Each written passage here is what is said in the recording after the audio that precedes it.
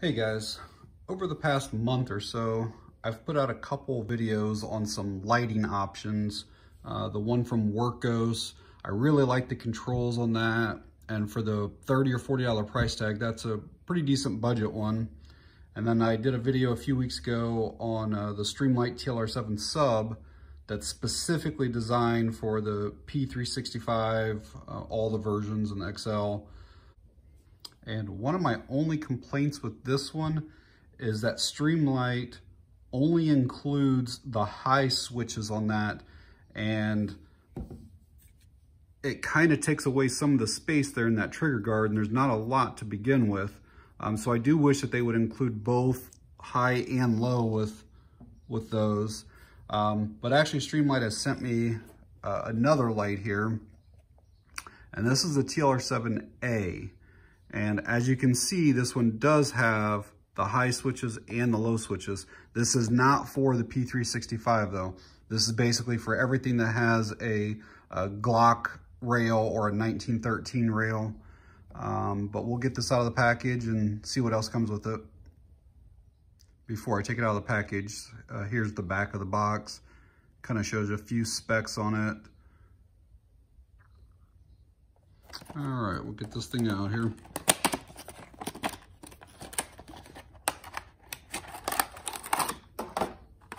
So we got light, high and low switches. Got, looks like instructions.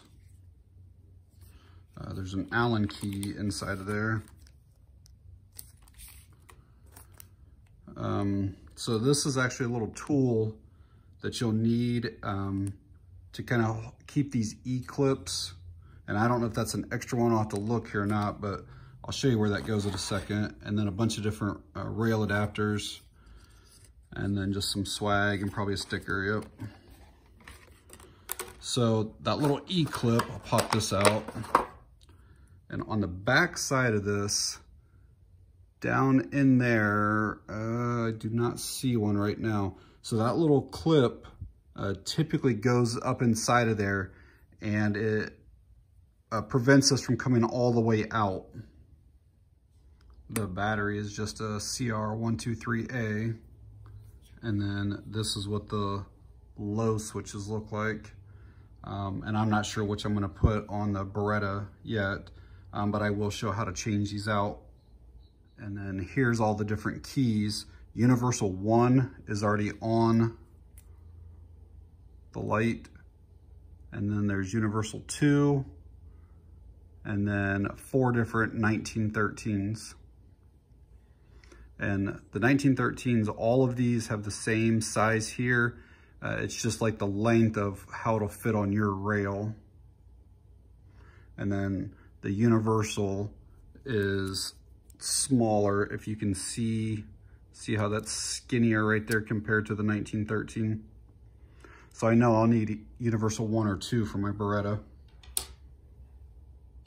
So inside with the instructions is this little sheet that basically tells you which model you have. So like, let's say I have a Beretta PX4 Storm full size. It'll say you should use Universal 2. And so all the guns that it basically will fit is on there. And again, right now it's got Universal 1 on it. And Universal 1 will still fit on this. So basically we're gonna pop it on there, and what you kind of have to decide is how far back onto the trigger guard you want it to be.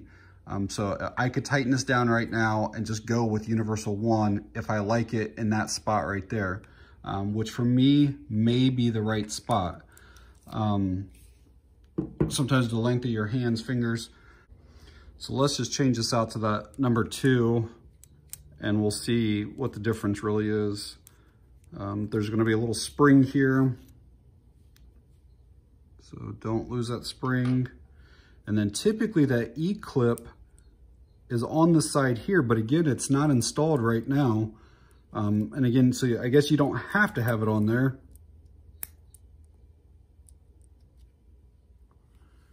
And then typically these are just pressed in fairly hard, so you just gotta pop that out. And then let's get this universal 2, put it on. So basically that's gonna just press down in there. This is gonna go back the same direction. And then our spring and bolt is gonna go back through there.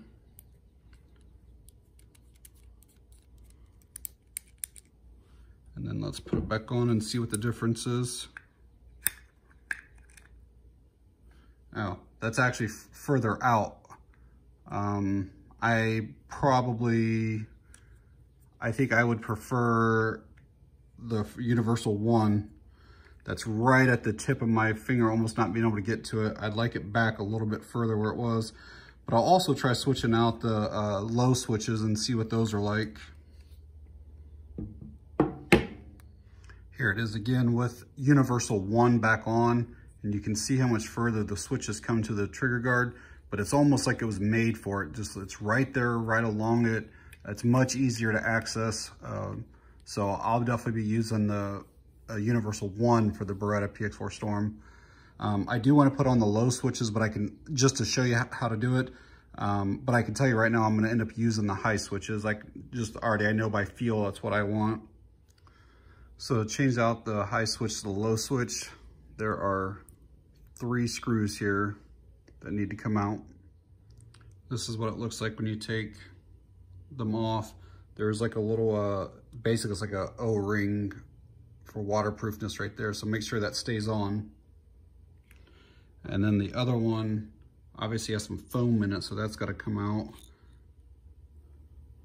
And even though you're not really messing with any circuitry or anything like that, I would personally do this with the battery left out, which is what I did there. Looks like they give you replacement screws. So I just heard something hit the table and I thought it was screws, but it ended up being this little piece right here. And I honestly have no idea what it should go to. It doesn't look like it belongs to anything in here. The switches have those little nubs, those little red nubs right there. So I don't know if that's just like something that was supposed to be milled out or what exactly, but I guess we'll find out if I put it on and it doesn't work or something. So I have the low switches on. We'll put a battery and see if it's gonna work. I got a feeling it might not, because these 2 little things here that fell out, I almost think that they're probably like the contacts that when you push on this, it pushes on that circuit board. So I'll probably have to take it back off and get those things in there. If that's the case, I definitely don't like how they could just fall out like that, but we'll see. Maybe it'll work, who knows?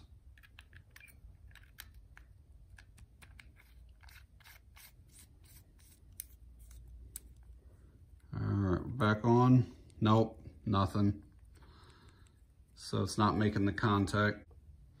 So I looked at the high switches, and those little pieces that dropped out from the low switches do go down in here, and I was actually missing this one. This one fell out when I set this over. In my opinion, it's a poor design. I think I got that one back in there right. So now I got to try to put them back in on the low switches. So as you can see here, you see those red dots. You shouldn't be able to see those. In my opinion, like one piece going all the way through would be better than having these little things that can easily fall out when you're in the middle of switching. And from what I could tell, just in case this happens to you, you see how there's like a flat side right there, and then this little side here is round. That round side goes in toward the red things, and then the flat side goes basically against the walls of this. So I'll try to get this back together here. So I've been messing with these switches for a while, probably more than a half hour now. And just to kind of show you here, this is the high switch again. And when you press it on, listen to this, basically no sound. And I don't have the screws in it yet, but you can see that the light works just perfectly fine, okay? But when you go to put the low switch on, listen, you're gonna hear this clicking sound. And basically it's already activating the switch as soon as you press it on. See that? And now there's no way of turning the thing off. It's like once it's on, it won't come off. So there's definitely something going on here. But every time I just go to press it on, and then I can't shut the thing off. It's like one of these is raised too high or something, and it's hitting on that switch right there. And it's basically, it's like it's a constant on. So that's somewhat frustrating. So this is what that's like with those screws tightened back up. And basically, as soon as I turn the head to get battery contact, the light is on and I can't get it to turn back off. Like, it won't do anything. So I'm gonna have to figure something out, or I'm gonna have to get a hold of Streamlight. But basically I gotta turn the head to turn it off. So guys, after about an hour, hour and a half, I've kind of given up on these low switches. It almost seems like to me, like on our left here, which ends up being the right switch, it seems like that little red piece is protruding just slightly more than what the one on the opposite side is. So when the little extra piece goes in there, it's just making contact on that switch constantly. And one thing, obviously this little piece of foam is what's designed to hold those things in place during shipping and stuff like that. I don't know, in my opinion, like I said earlier, I think it's a bad design. I don't know, I think that maybe just some silicone caulk or something like that, holding those in place or something. Again, I'm not an engineer, but I don't like how those things just fall out and possibly lose them. And then, you know, I'm always a huge fan of Streamlight, but I'm disappointed in this low switch for sure. Well, even though they're not working, I still wanted to show you what it looked like, excuse me, with the low switches on and with it mounted.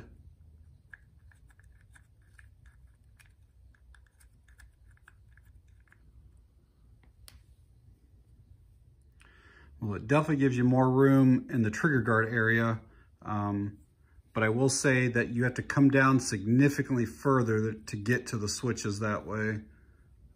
I would definitely prefer the high switch myself. All right, now that the switch fiasco is out of the way, we'll go over the operation of the light. Pretty straightforward with this one. Basically, you have a momentary and a constant on. It's ambidextrous, so you can do it from either side. So for your momentary, it's just press, hold, and then release. And you can do that for as long as you want. It doesn't drop down or anything like that. It'll stay that 500 lumens the whole time. And then for constant on, it's just a single click and then release. And again, that'll stay on. I think the posted runtime is an hour and a half with that CR123A battery. You can see it's got a real nice defined hotspot there. And that's what gives you really good candela. It's 5,000 candela. It also has a strobe feature, which you get to initially by basically tapping this 10 times and you hold on the 10th time. So we'll do this here real quick. So it's 1, 2, 3, 4, 5, 6, 7, 8, 9, 10. Okay, now that it's in strobe mode, a double click gives you strobe.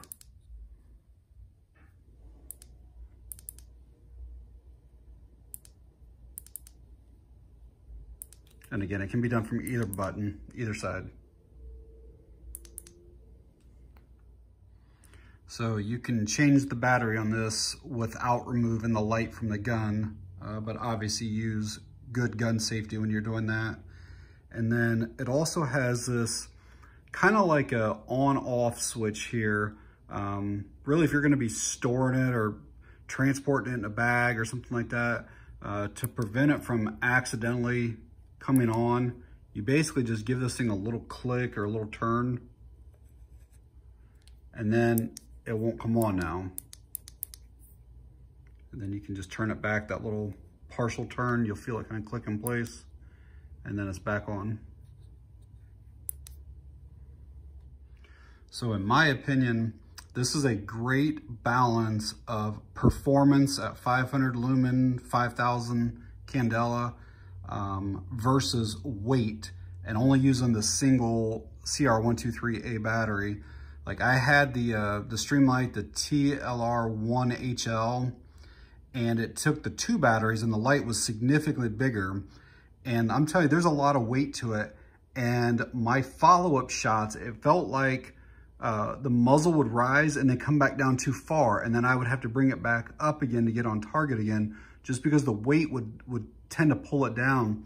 With the battery in this, it only weighs just over 2 ounces. So it really adds almost no weight to the pistol at all. Well, those other ones, the big ones, I think are good for rifles or something where you don't have as much rise. But all right, I'm gonna get you guys some inside nighttime shots, also some outside shots, and then a little bit of range footage.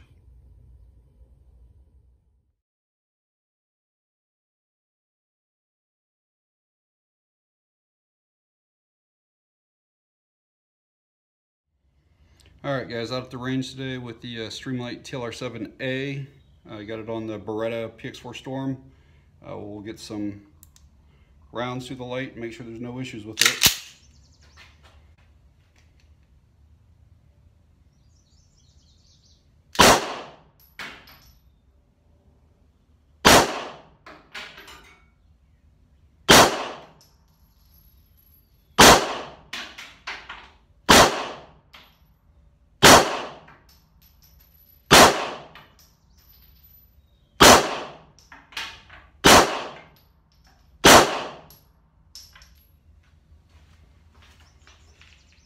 No issues with it.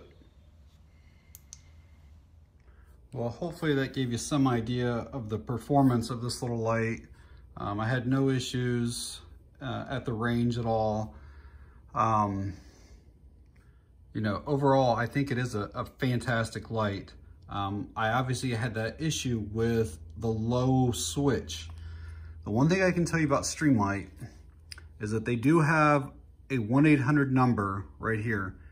And if you call that, an actual person answers the phone, and they'll get you either to service and repair or warranty stuff. But Streamlight, I haven't called them yet because I'm just now doing this video on it, but they will either send me a whole new replacement light or a rear low switch, or maybe all I need is those different little inserts that fell out. But either way, I'll give them a call, let them know what's going on, and they will take care of me just like they would you. Great customer service. So even though that is frustrating, I spent an hour plus trying to figure that thing out and never could get it to work. Overall, Streamlight is a great company to deal with.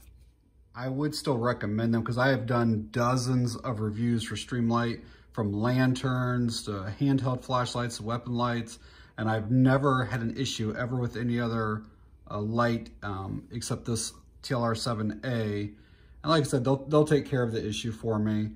And you know, in those switches, it could be literally like thousandths of an inch that makes a difference on if it's making too much contact. And so I'll cut them some slack for it on this one. All right, guys, quick update before I end the video. So obviously that low switch was not working properly. I reached out to Streamlight, sent them an email, told them what was going on, and they have sent me a replacement low switch, and then also a few more of those little actuators that go inside of the switch that make the contact on the circuit board. So I'm gonna put this on here real quick and make sure there's nothing wrong with the replacement one. I can tell you right away that this one looks different. Those are definitely sitting quite a bit lower. The one on this side, on the first one they sent me, was raised up too high. All right, low switch is installed. Let's see if this one works. I'll turn that back to the on position, and there we go. That's the way it's supposed to be. So yeah, just something was wrong with that original switch that they sent me. And like I said, I think it was something with this This side right here seemed to be the problem.